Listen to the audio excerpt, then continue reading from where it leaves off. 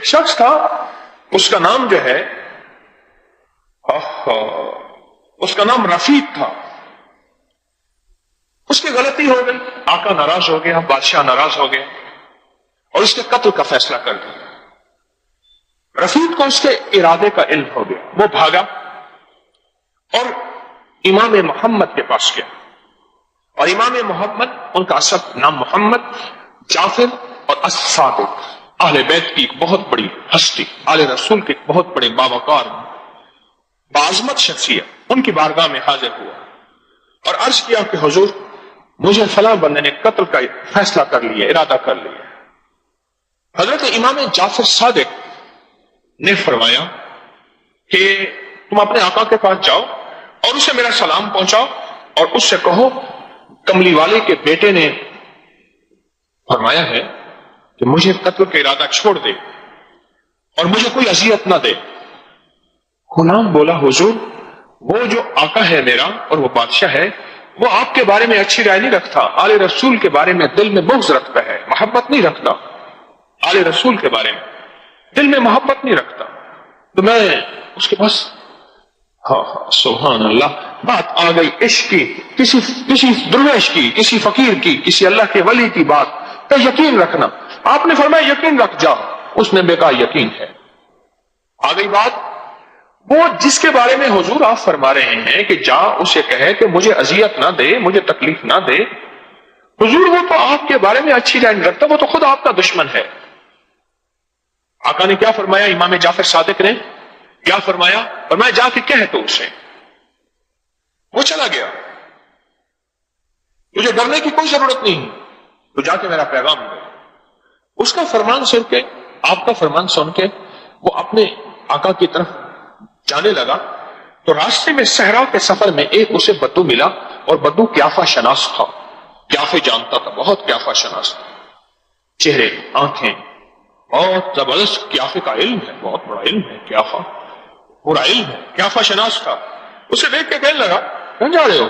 تیرے چہرے پر تو موت کے آثار ہیں، تیری آنکھ میں سے تو خون چلک رہا ہے، تیری ہونٹوں میں سے خون بہ رہا ہے، میں تیرے کانوں اور گردن کو جدا دیکھتا ہوں. کہنے لگا قیافہ شناس نے سچ کہا ہے. ایک دم خیال نہیں. امام جعفر صادق نے فرمایا تجھے وہ کچھ نہیں کہے گا، جا ڈرنا، میرا پیغام دے. آل رسول ہیں، ولایت کے تاجدار ہیں، جن کے گھر سے ولایت ملی اور بٹی ہے، ان کا وقار، ان کا نام، ان کی عظمتیں ہیں. لگا میں تو تیری ہاتھوں میں پہلے ہتھکڑی دیکھ رہا ہوں. کیسے ہاتھ؟ قیافہ شناس نے کہا اور میں تیرے پاؤں میں بیڑیاں دیکھ رہا ہوں اور تجھے میں جھکا ہوا سر دیکھ رہا ہوں. جھکے ہوئے سر سے مراد یہ ہے کہ سر جھکوا کے سر قلم کرتے ہیں. سب کچھ بتا کے کہنے لگا میرا زبان نکالنا.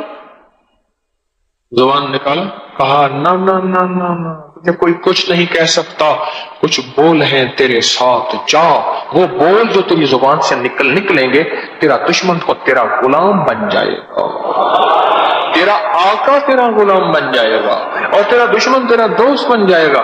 تیری زبان کی کوئی تاثیر نظر آ رہی ہے، چاہ تو بچ جائے گا. یہ گیا، اس کے غلاموں نے دیکھ کر کہ غلام بھاگا ہوا آیا، انہوں نے پکڑا، کہا نہ پکڑو، میں خود آیا ہوں. اسے آقا کے پاس لے چلو، آقا کے پاس لے چلو. اسے آقا کے پاس لے گئے.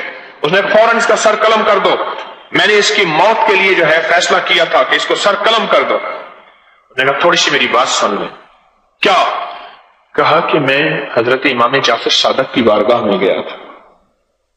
اللہم صلی علی محمد و آل محمد. پھر پڑھو اللہم صلی علی محمد و آل محمد، اللہم صلی علی محمد و آل محمد. جس کو اس درود پاک کے بارے میں شک ہو نا، وہ درود ابراہیمی پڑھے. ذرا پڑھو درود ابراہیمی. محمد و آلہ. اور فضائل درود شریف میں شیخ الحدیث نے اللہم صلی علی محمد و آل محمد کے کمالات لکھے ہیں. ہائے آل رسول سے کہاں ہماری نسبتیں دور ہو گئے. آل رسول کے ساتھ ہماری نسبتیں. اچھا کیا فرمایا امام جعفر صادق؟ کیا فرمایا؟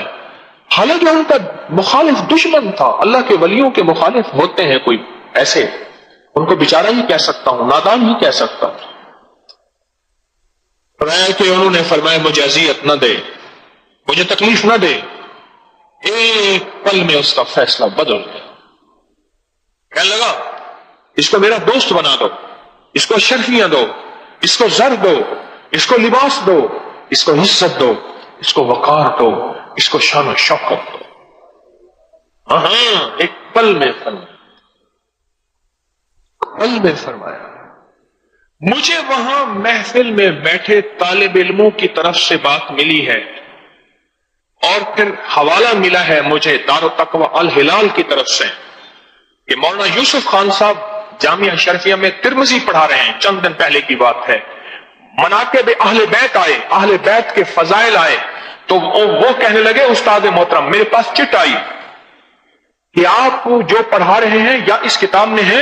یہاں ترمذی شریف میں پڑھا رہا ہوں اس میں ہے.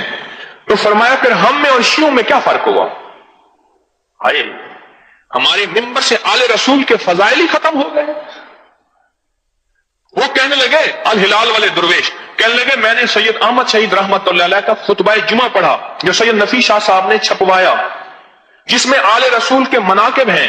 ایک جگہ خطبہ پڑھا، خطبے کے بعد مجھے ایک عالم نے پکڑ لیا، آپ نے کون سا شیعوں والا خطبہ پڑھا ہے؟ نفیس شاہ صاحب رحمت اللہ علیہ نے اس خطبے کو عام کیا ہے چھپوا کے. سید احمد شہید رحمت اللہ علیہ کا خطبہ ہے جس میں آل رسول کے مناقب، فضائل، کمالات ہیں. آل رسول کن کو دے دیے؟ ہم نے اوروں کو دے دیے. اولیاء کہیں اور دے دیے، مزارات کہیں اور دے دیے. کوئی مزارات میں چلا جائے تو کہا کہ تو مشرک بن گیا ہے. ہم تو خالی ہو کے بیٹھ گئے. استاد کو کہتے ہیں کہ یہ ترمذی میں لکھا ہوا ہے؟ آپ استاد جی جو پڑھا رہے ہیں جامعہ شرفیہ میں بیٹھ کے، کیا یہ ترمذی شریف میں لکھا ہوا ہے؟ کیوں؟ آل رسول کے مناقب، کمالات، فضائل، ان کی برکات کے تذکرے چھوڑ دیے.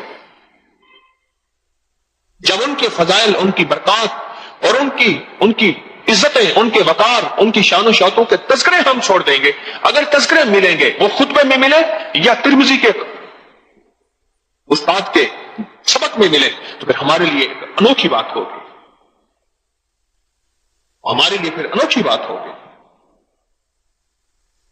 میں نے یہ درود پڑھوایا سب سے پہلے تسبیح خانے میں 9-10 محرم میں. مجھے کئی لوگوں نے کھڑے ہو کے کہا آج تک ہم نے اس درود کے بارے میں سمجھا یہ ادھورا درود ہے، آج تک ہم نے اس درود کے بارے میں سمجھا شیعوں کا درود ہے. تھا کوئی مجمع میں بیٹھا بندہ ہاتھ کھڑا کرے جو اس مجمع میں تھا؟ کتنے لوگ تھے جو انہوں نے یہ بات سنی، اور نہ بھی سنے تو نیٹ پہ وہ ساری میری وہ نشستیں، وہ درس موجود ہیں جس میں کھڑے ہو کے لوگوں نے وہ آج بھی پڑھی ہوئی ہیں. آل رسول تو ہماری زندگی ہیں، ہماری روحیں ہیں، ہماری سانسیں ہیں، ہماری محبتیں ہیں، ہماری مربتیں ہیں، ہماری مودتیں ہیں، ہمارا بھرم ہے، ہمارا شرم ہے. آل رسول سے ہماری عقیدتیں نہیں ہیں، ہمارے عقیدے ہیں. آج محبتیں، عقیدتیں ان سے، کل ان سے، بل آل رسول کے ساتھ ہمارے عقیدے وابستہ ہیں. ہمارا مرنا، ہمارا جینا، ہمارا سونا، ہمارا اٹھنا آل رسول کے ساتھ ہے، اصحاب رسول کے ساتھ ہے.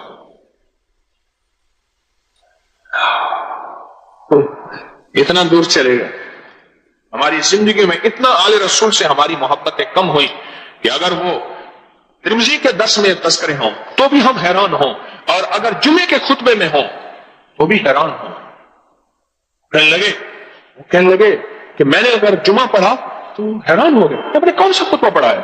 یہ وہ خطبہ ہمارے سید احمد شہید صاحب رحمت اللہ علیہ کا ہے، ایک درویش نے چھپوایا، عام کیا تاکہ یہ خطبہ بھی عام ہو.